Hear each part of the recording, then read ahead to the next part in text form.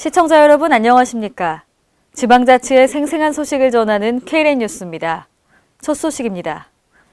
군산시의회 배영원 의원은 오늘 임시회에서 송창동 지역이 주거환경 개선 사업과 도시계획에서 제외돼 사각지대에 놓여 있다고 비난했습니다. 보도에 유희광 기자입니다.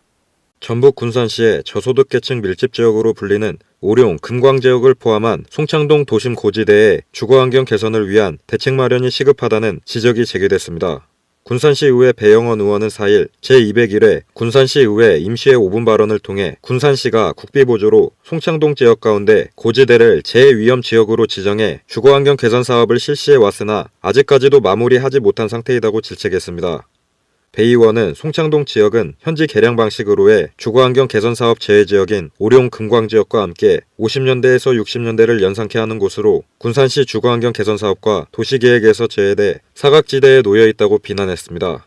또 저소득계층 밀집지역은 노인, 장애인, 여성, 사회경제적으로 경쟁이 어려운 계층의 비율이 높아지는 경향을 가지게 되고 빈곤 대물림의 원인이 된다고 주장했습니다.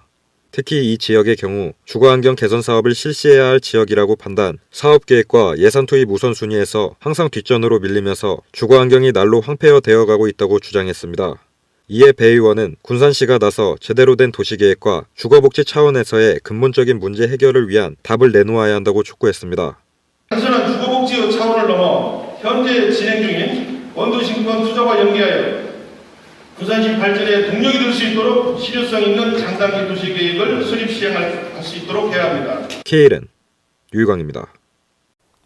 전북 도림미술관에서는 전북미술의 각 분야별 흐름과 변천사를 볼 수 있는 전시가 있어 관람객의 눈길을 끌고 있습니다.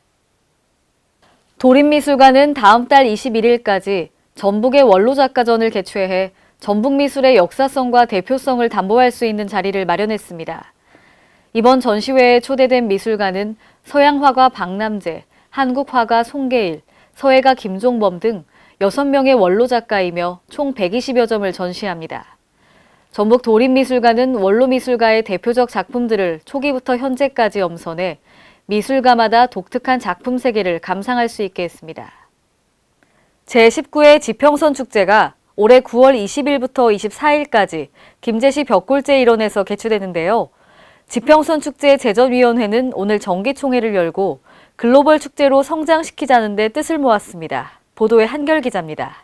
전북 김제시 지평선 축제 제전위원회는 4일 정기총회에서 19회째를 맞는 지평선 축제를 세계적인 축제로 성장시킬 것을 공표했습니다. 여기에 맞춰 제전위원회에서는 행정과 협의해서 김제 시민 모두의 영혼인 김제 축제가 대한민국 대표 축제를 넘어 글로벌 축제로 지속 발전토록 노력하겠습니다.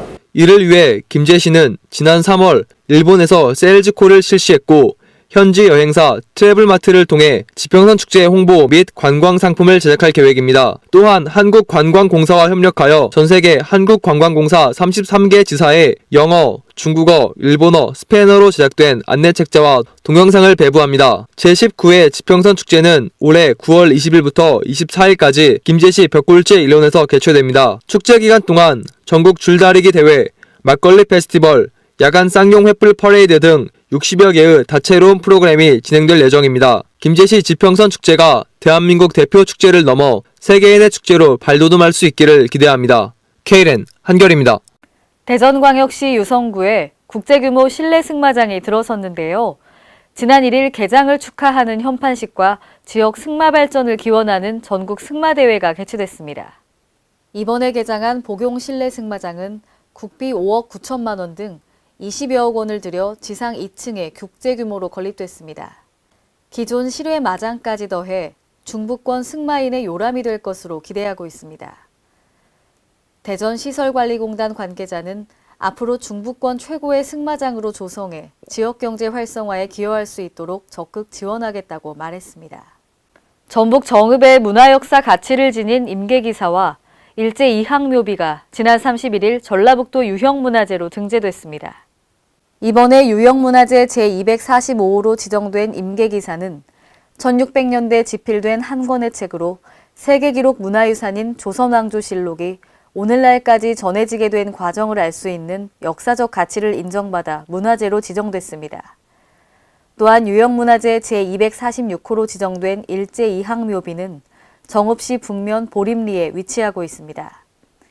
일제 이항묘비는 이항선생 묘소에 1577년에 세워진 비석으로 노수신이 비문을 짓고 조선시대의 명필가 송인이 글을 쓴 묘비로 금성문 연구의 귀중한 자료로 평가되고 있습니다.